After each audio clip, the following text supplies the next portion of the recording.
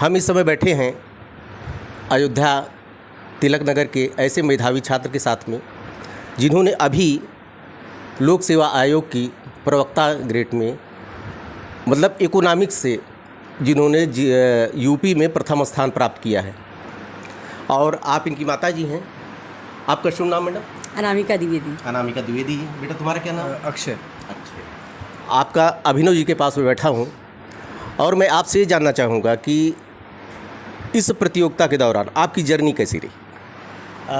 Journey इधर जब मैंने अपना कॉलेज कंप्लीट किया तो निश्चित रूप से मैंने सिविल सर्विसेज और सिविल सर्विसेज के साथ साथ एज ए बैकअप ऑप्शन अपना टीचिंग एज अ लाइन मैंने चूज़ किया था कि इन दोनों में से किसी एक में मैं अपना पहले स्टेबिलिटी लूँगा। तो मैं ऑलरेडी सिविल सर्विसेज एस्पिरेंट था, 19 और 20 का मैंने अपना अटेम्प्ट दिए और उसके बाद जब ये पद निकले तो लोक सेवा आयोग का क्योंकि पद था, लेक्चरर का पद था, तो मैंने एक अटेम्प्ट इसमें दिया और अपनी मेहनत से अच्छे से कोशिश की। बाय गॉड्स ग्रेस मुझे ये पद मिला और अच्छी रैंक के साथ मिला, तो निश्चित रूप से खुशी की बात है और एक सम्मानित पद मिला। ये जर्नी मेरी स्कूल से ही इकोनॉमिक्स ज़्यादा मेरा सब्जेक्ट रहा है, तो इसलिए वही मेरा ऑप्शनल बना और उसी से मैंने इस प्रवक्ता की परीक्षा को भी दिया। तो इस प्रकार से ये पूरा टोटल इस लेवल पे आया कि मैं जीआईसी निकाल सकूं।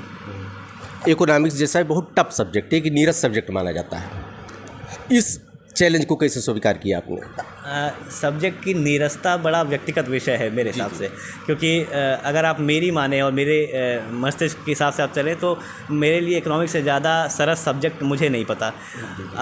मैं जब अपने फर्स्ट ईयर में था क्लास 11th में, तब से मैं इस बहुत ट्रैकअप रखता था कि what's going on in the budget, what's coming up in the economic survey, किस तरह से काम चल रहा है, किस तरह से गवर्नमेंट अपनी पॉलिसीज़ फ्रेमवर्क करती है। क्योंकि एक सिंपल सा कहा जाता है money is what the basis of the running of the global world. तो ये ग्लोबल ऑर्डर चलता है धन के आधार पर, तो इकोनॉमिक्स सबका एक बेसिस होता है। और आप जब भी जियो पॉलिटिक्स देखते हैं, जब भी अंतर्राष्ट्रीय खेल देखते हैं, जब भी आप अपने राष्ट्र की नीतियों को देखते हैं, आप सबके बेस पर, सबके फाउंडेशन पर आप पाएंगे कि फाइनेंसेस और इकोनॉमिक्स इन्वॉल्व है। तो इसलिए मुझे ये सब्जेक्ट हमेशा से बहुत इंटरेस्टिंग लगता था। और सबसे जो प्रोमिनेंट रीज़न है कि मैं इकोनॉमिक्स में क्यों गया, क्योंकि इकोनॉमिक्स में मैं सीबीएसई का नेशनल लेवल टॉपर रहा क्लास 12th में। 100 और 100 मेरे उसमें मार्क्स थे। तो एक कहावत कही जाती है कि interest drives excellence and excellence drives interest. तो क्योंकि नंबर भी अच्छे आते गए तो इंटरेस्ट बढ़ता गया तो परफॉर्मेंस अच्छा होता गया। उसके बाद मैंने बीएचयू का अपना एंट्रेंस दिया, उसमें भी मैं टॉपर था, तो बीएचयू में एंट्रेंस मिल गया और ये फिर तदनुसार वो एक के बाद एक स्टेप चलते गए और इकोनॉमिक्स में ही मैं बना रहा। और आप आईएएस का 2 इंटरव्यू दे चुके हैं और ये शिक्षक आप बने हैं। और शिक्षक एक मतलब एक कह सकते हैं कि शिक्षक और कम टीचर और एक टीचर में ज़मीन आसमान का अंतर होता है। जो टीचर होता है वो कम टीचर नहीं होता, जो कम टीचर होता है वो टीचर नहीं होता है। आप क्या यहीं पर आप टीचर बने हैं, इसके बाद आपका क्या प्लान है? यहीं तक सीमित रहना चाहते हैं, आगे कोई प्लान है आपका? मैं व्यक्तिगत तौर पर मेरी जो 2 क्वालिफिकेशंस मैंने बहुत पहले डिसाइड की थी। मैंने आपको बताया कि एक as an administrator and secondly as an educator, कि मैं इन दोनों परिस्थितियों में से किसी एक में मैं जाना चाहता था। और जो मेरा एक्यूमेन है या जो मेरा इंटरेस्ट है, मुझे नहीं लगता कि वो क्लैश करता है। मैं निश्चित रूप से मैंने तैयारी सिविल सर्विसेज की थी, लेकिन उसके साथ ही साथ मैं उस समय भी अपने जो जूनियर्स थे, अपने भाई हैं, इनकी पढ़ाई लिखाई में मेरा अच्छा योगदान रहा। तो मुझे ये रियलाइज़ हुआ कि I can be a good teacher. तो ये निश्चित रूप से तैयारी मैंने भले ही सिविल सर्विसेज की हो, फिर भी यदि मैं जीआईसी में पढ़ाता हूँ एज अ लेक्चरर, तो मैं अपने जो वृत्ति है, अपना जो सर्विस है, मैं उसके साथ न्याय करने में सक्षम रहूँगा। इसका मुझे अपने ऊपर विश्वास है। कोचिंग का इस समय एक दौर चल रहा है। पहले होता था कोचिंग को कोई जानता भी नहीं था। इस समय एक दौर क्या, एक शौक़ है लोगों का, किससे उनको लगता है कि बिना कोचिंग के हम सफलता नहीं पा सकते हैं। इस पर आपके क्या कहना चाहेंगे? यदि मैं व्यक्तिगत अपना एग्जांपल लूँ तो अभी तक की तैयारी में जो मैं 2 बार यूपीएससी अटेम्प्ट दे चुका हूँ, इंटरव्यूज़ दे चुका हूँ, ये परीक्षा निकाली है। हायर एजुकेशन की सर्विसेज भी ऑलमोस्ट मैंने निकाल चुका हूँ, उसका भी पेंडिंग रिजल्ट है। तो अभी तक मैंने अपने जीवन में कोई कोचिंग ऐसा नहीं ली है। ये कोचिंग तो छोड़िए, मैं कहीं बाहर भी नहीं गया, मैंने अपने घर से ही तैयारी की है। और सबसे बढ़िया जो इस समय एक प्लस पॉइंट, प्रो पॉइंट किसी भी एस्पिरेंट के लिए है कि आज इंटरनेट का इतना ज़्यादा जाल फैल चुका है कि आपके लिए कोई भी रिसोर्स अब पहुंच से दूर नहीं है। वो दिल्ली में बैठा कोई फ़ोटोकॉपियर हो, वो लंदन में छपती हुई कोई पुस्तक हो, आपको किसी भी बुक को एक्सेस करने में देर नहीं लगेगी। आज अमेज़ॉन जैसी सर्विसेज है जो आपके घर तक सब कुछ डिलीवर करती हैं, तो रिसोर्सेज की कमी है नहीं। और यदि आप डिसिप्लिन से तैयारी करते हैं, कोचिंग ये निश्चित रूप से आपको डिसिप्लिन देता है, एक फ्रेमवर्क देता है कि आप उस पर बंधे रहते हैं। तो बस उस बंधन को यदि आप फॉलो करते हैं कि आप डिसिप्लिन मेंटेन कर सकते हैं अपनी तैयारी में, तो कोचिंग कोई मैंडेटरी नहीं है। एक आप तो एक संभ्रांत फैमिली से बिलोंग करते हैं और पिताजी प्राचार्य हैं। किस कॉलेज में हैं बेटा? Government degree college Ramabai. Government degree college Akbarpur में आपके पिताजी श्री विश्वनाथ द्विवेदी जी हिंदी के पहले प्रोफेसर रहे हैं, इस समय प्राचार्य हैं। और लेकिन ये बहुत पुअर कंडीशन में छात्र हैं, बहुत गरीब हैं, ना वो कोचिंग एफर्ड कर सकते हैं और उनके पास संसाधन का बहुत अभाव है। उनके लिए आप क्या मैसेज देना चाहेंगे? मैं फिर यहीं पे एक व्यक्तिगत ही एग्जांपल ले लेता हूँ। मेरे एक दोस्त का, जिसका इसी मेरे साथी सिलेक्शन हुआ है, वो भी गवर्नमेंट इंटर कॉलेज का छात्र रहा है। फिर उसने एंट्रेंस क्वालिफाई करके बीएचयू में वो आया और बीएचयू से निकलने के बाद इसी सरकारी सब्सिडी पर पढ़ते हुए उसने इस परीक्षा को भी निकाला और साथ ही साथ वो अन्य परीक्षाओं में भी सफल रहा है। तो अब यहाँ पे फ़र्क ये पड़ता है कि संसाधनों की परिभाषा हमारे लिए क्या है। एसी, अच्छे बड़े बने हुए मकान, यदि ये संसाधन है तो मुश्किल है, क्योंकि ये संसाधन नहीं है, ये लग्जरीज़ है।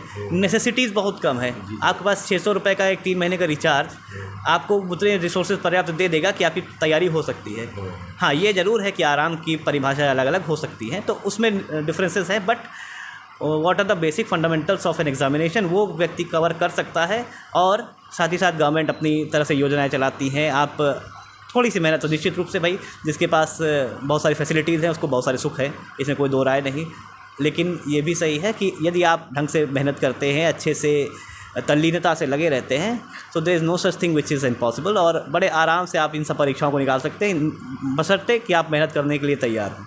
अच्छा, ये बताइए कि कंपटीशन के लिए मीडियम कहाँ तक उत्तरदायी हो? कुछ लोग कहते हैं कि इंग्लिश मीडियम से हैं तब आप ज़्यादा अच्छे से कर सकते हैं, हिंदी वाले वहाँ तक नहीं पहुँच पाते हैं। मीडियम का कहाँ तक आप असर है, इसको आप बताएं। जहाँ तक मैं सिविल सर्विसेज की प्रिपरेशन कर रहा था, तो मैंने ये नोटिस किया कि कई सारे कोचिंग इंस्टीट्यूट्स थे 2-3 साल पहले, जिन्होंने जब अपना मटेरियल डालना शुरू किया तो ज़्यादातर वो इंग्लिश में हुआ करता था। फिर लेकिन अब इस समय परिस्थिति क्या है कि लगभग वो 50-50 बराबर हो चुका है। हिंदी कोचिंग के मटेरियल भी उतने ही हैं। ऑनलाइन आपके जो पढ़े हुए फ्री मटेरियल की मैं बात कर रहा हूँ, बड़े आराम से आपको हिंदी में भी वो सारे रिसोर्सेज मिल जाएंगे जो हिंदी इंग्लिश में मिल सकते हैं। तो रिसोर्सेज में कोई कमी नहीं है। बाकी हिंदी आपकी मातृभाषा है, तो जो कॉन्स्ट्रेंट आता भी होगा एक इंग्लिश वाला व्यक्ति सिर्फ बोलने के लिए इंग्लिश एज ए स्किल जानता है, इंग्लिश उसकी भी मातृभाषा नहीं है। जी। तो उसको भी कई बार समस्या होती है, कुछ शब्द नहीं समझ में आते, कुछ फ्रेजेस नहीं समझ में आते, कुछ मुहावरे नहीं समझ में आते। तो हिंदी वाले व्यक्ति के लिए इन सब समस्याओं से वो दूर है। तो यदि उसको बेसिक रिसोर्सेज मिल जाएँ तो उसके लिए इन परीक्षाओं को निकालना कुछ आसान ही होगा, कठिन नहीं। हाँ, अब ये ज़रूर है कि जो मार्किंग स्कीम है, जो टीचर वहाँ बैठे हैं, क्या वो सक्षम है जांचने के, क्या वो इंग्लिश वाले तो नहीं है कि हिंदी नहीं जांच पा रहे, तो वो व्यक्तिगत पॉइंट हो सकता है। लेकिन in general medium is not a big deal in examination. और मैंने खुद ही देखा है कि इस परीक्षा में भी ज़्यादा निकलने वाले 70 से 80% लड़के मेरे साथ के जिस मेल ग्रुप में सेलेक्ट हुए हैं वो सब हिंदी मीडियम से ही हैं। तो ऐसा कोई भी डिस्क्रिमिनेशन नहीं है। यद्यपि मेरा इंग्लिश मीडियम रहा, लेकिन इसमें कोई पक्षपात नहीं है कि इंग्लिश मीडियम होने की वजह से निकला, क्योंकि बाकी नीचे वाले 10 रैंक का सब के सब हिंदी मीडियम स्टूडेंट ही है। आपने ग्रेजुएशन की शिक्षा कहाँ से ली? मेरा ग्रेजुएशन बनारस हिंदू यूनिवर्सिटी से है। 2014 से 17 तक मैंने वहाँ से ग्रेजुएशन किया। Then I did my PG from Avadh university Faizabad, जहाँ से मैं गोल्ड मेडलिस्ट रहा। और उसके बाद मैंने एज अ रिसर्च मैंने अवध यूनिवर्सिटी फैज़ाबाद ज्वाइन किया है, और अभी मैं अपना पीएचडी कोर्स वर्क वहाँ से मेरा चल रहा है। साथ ही साथ ये कॉम्पिटिटिव अटेम्प्ट्स मेरे चल रहे हैं। ये बताइए कि आजकल नए जो युवा हैं वो भटक गए, क्या करें? सिविल सर्विसेज तो हर आदमी चाहता है, लेकिन पद बहुत सीमित है, सबको तो मिल नहीं सकती। आप उनके लिए क्या आप सुझाव देना चाहेंगे? जो हमारे प्राइम मिनिस्टर साहब बार बार कहा करते हैं कि स्किल डेवलपमेंट बहुत इंपॉर्टेंट है युवाओं में। युवाओं को एक चीज़ ये बहुत इम्पॉर्टेंट होनी चाहिए कि हमारे जीवन की प्राथमिकताएं क्या है।